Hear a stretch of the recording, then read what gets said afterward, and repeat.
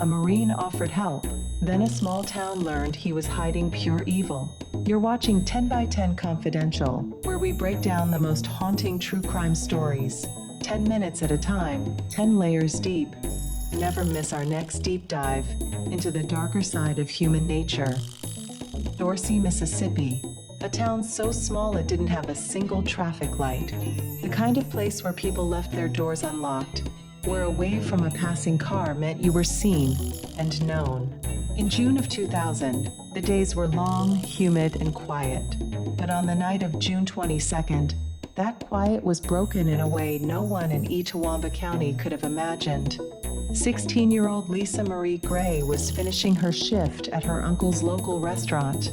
It was summer break, and she had taken a part-time job to save for her senior year. Her co-workers would remember her that night as cheerful, responsible, and full of plans for the future. She had dreams of becoming a school teacher, loved her church youth group, and sang in the choir at school. Her best friend later said Leesa was someone who quietly stood up for people others ignored. She had that kind of heart. Around 10:30 p.m., she said goodbye and walked out into the warm southern night. She got into her car and drove off down a narrow rural road toward home. But somewhere along the way, her vehicle suffered a flat tire. She pulled over to the side of the road on Highway 178, an empty stretch flanked by tall grass and thick woods. She was alone, no phone, no streetlights, just a teenager on the side of the road, hoping someone would come by, and someone did. A van pulled up next to her. Inside was Thomas Edwin Loden Jr., a Marine recruiter from the area. He was 35 years old, highly decorated, and known to many in the community. He wasn't a stranger. That may be why Leesa let her guard down. What happened next would never be fully understood, only reconstructed through Loden's confession and evidence found afterward. According to reports, a casual conversation turned dark when Leesa expressed disinterest in joining the Marines. That remark, innocent on its face, triggered something in Loden: rage, control, predation. He forced Leesa into his van. Over the next 4 hours, she was repeatedly assaulted, tied at the wrists and ankles, videotaped, her pleas ignored, her fear recorded. She was held captive inside a vehicle with no escape, as the man she had once seen as safe turned into a nightmare. By the early hours of June 23rd, it ended. Loden strangled Leesa with his bare hands. Her body was hidden under a folded seat in the back of the van. He drove aimlessly for hours, then pulled off the road and tried to kill himself, slashing his wrists and carving the words "I'm sorry" into his chest. But he failed to die. Later that morning, Leesa's family found her abandoned car. Her purse was still inside. They knew something was wrong. By afternoon, the van was found, and inside it, so was Leesa.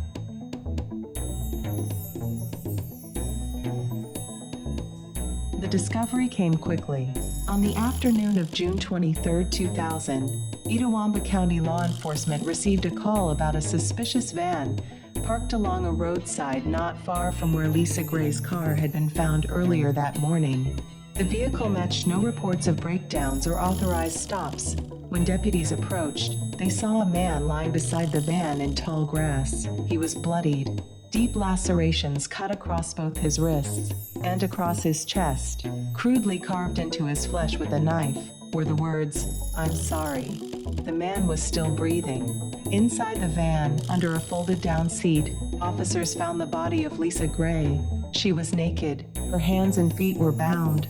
The scene was grim, silent, but screaming with evidence. Nearby, they recovered items used to restrain her, and a camera that would later reveal part of the night's horror. The man outside the van was quickly identified: Thomas Edwin Loden Jr., a local Marine recruiter.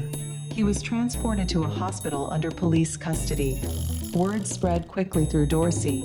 The Marine everyone knew had done something unthinkable. The coroner's report confirmed what investigators already suspected. Leesa had died from manual strangulation. The damage to her neck and throat indicated sustained force. There were signs of sexual assault, bruising consistent with restraint, and DNA evidence that left no room for doubt.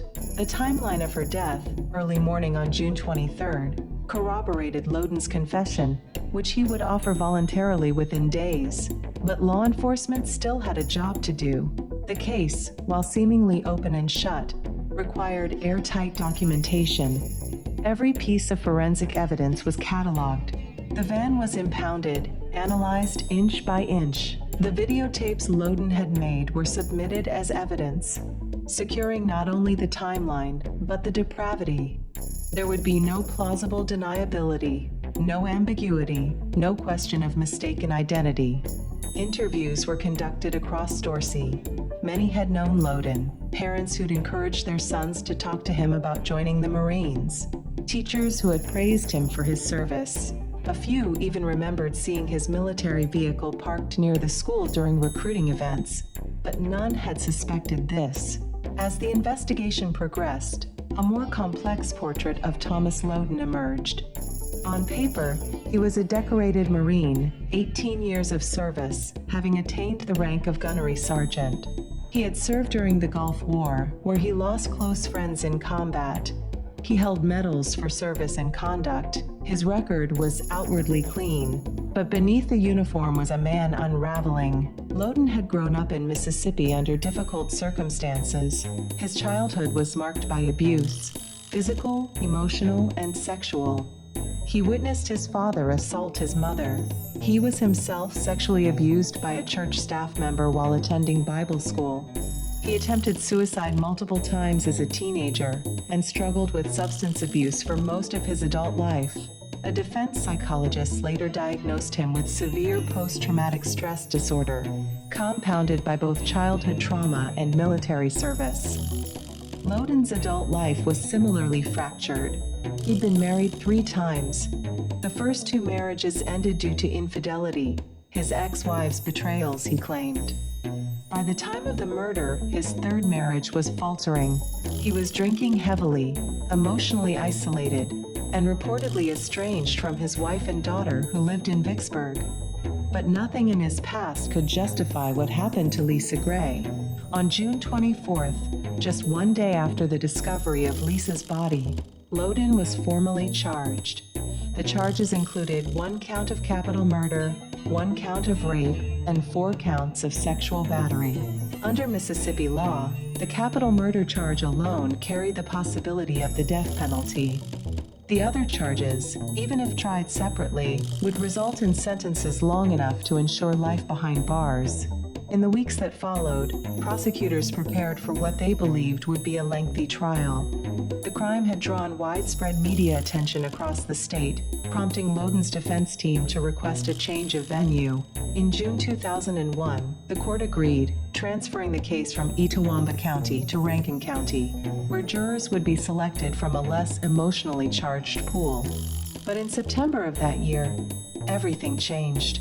On September 21, 2001, in a move that surprised both the prosecution and the court, Thomas Edwin Loden Jr. pled guilty to all 6 charges.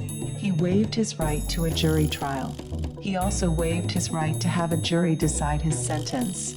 Instead, he allowed the presiding judge to hand down the punishment, and he declined to offer a mitigation plea.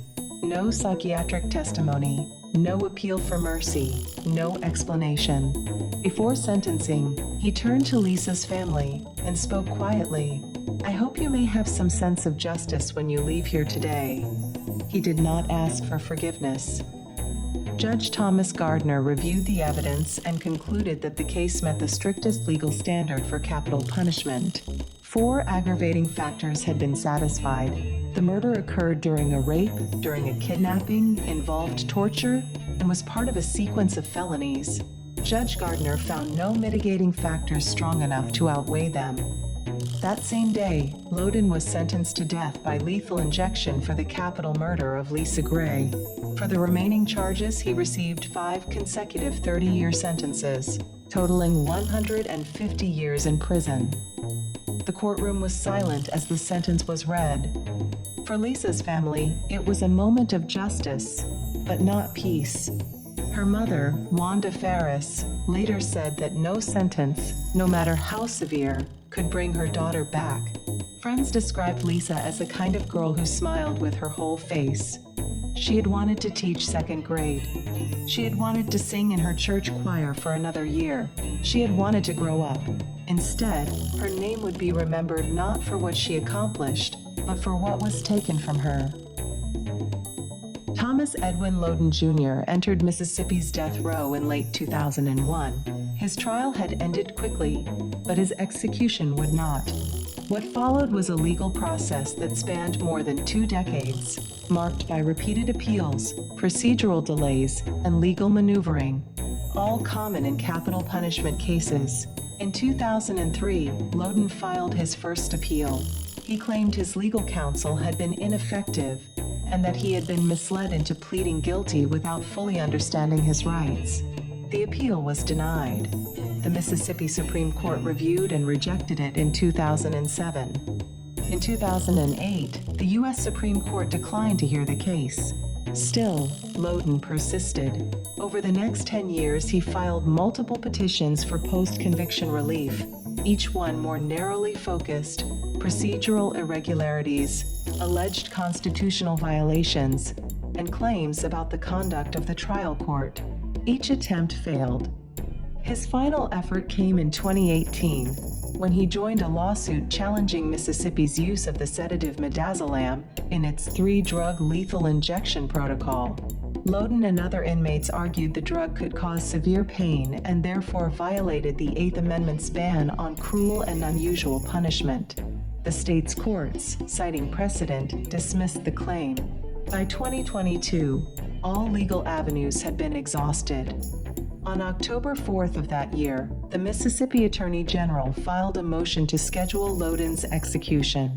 His attorneys objected, pointing out that the federal lawsuit over the lethal injection protocol was still technically unresolved, but the Mississippi Supreme Court ruled that Loden's individual appeals had been fully litigated.